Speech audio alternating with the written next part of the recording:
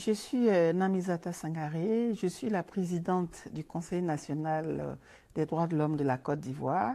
Je suis également la présidente de l'Association francophone des commissions nationales des droits de l'homme. La FCNDH, en abrégé, fait partie des 16 réseaux institutionnels de la francophonie.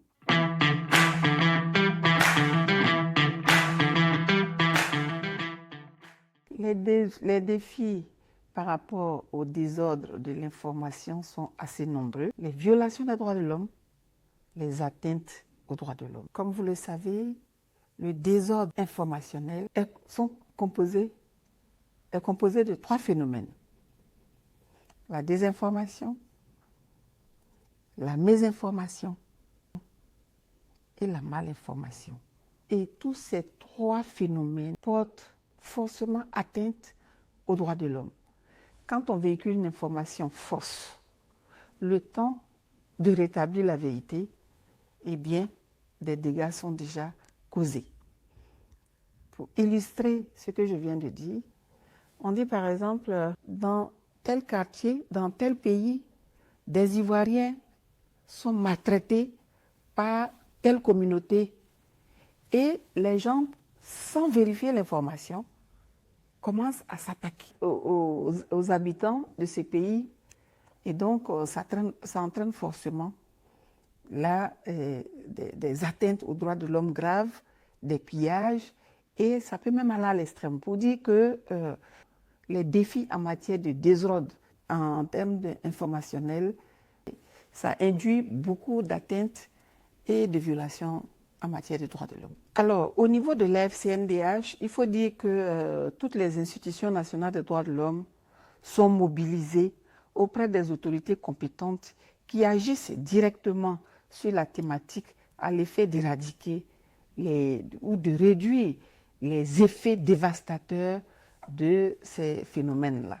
Et donc, les INDH dans les pays de l'espace francophone mettent en œuvre des campagnes de sensibilisation, éducation aux médias, formation des journalistes, formation des blogueurs, sensibilisation des populations pour ne pas prendre en compte tout ce qui passe sur les réseaux.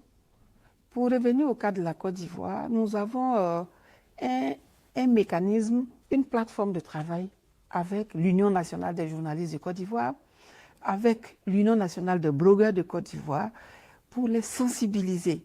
Et nous avons réussi, avec la haute autorité pour la communication audiovisuelle, à sortir une charte que les blogueurs ont signée pour éviter de véhiculer de fausses informations.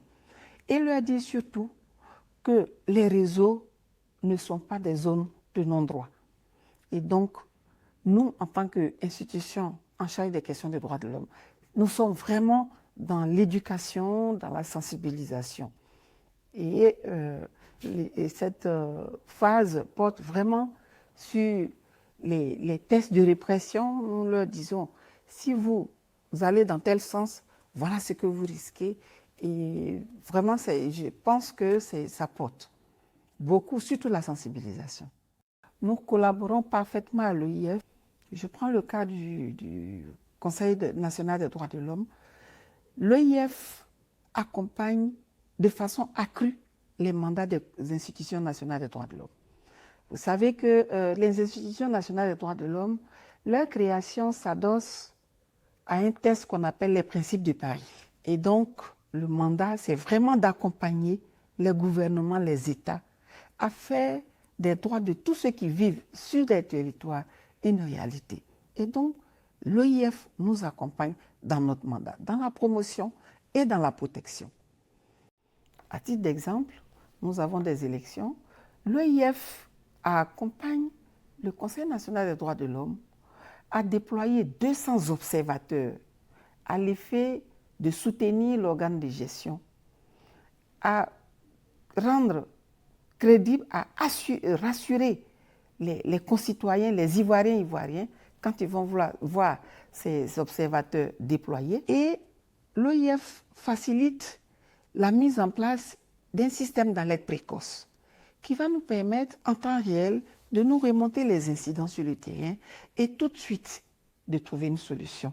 Donc, la paix, la cohésion.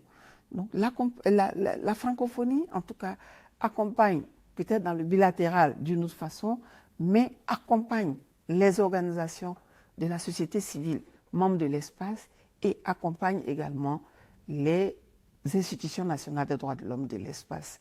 Et vraiment cela de façon efficace et au travers de programmes pertinents.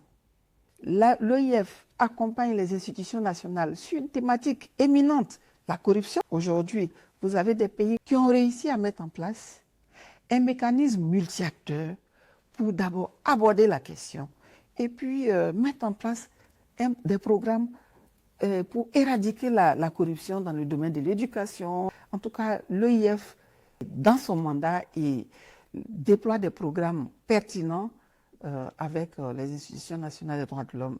Et cela, vraiment, ça fait bouger les lignes. Et je peux dire que les programmes de l'OIF font bouger les lignes dans nos pays.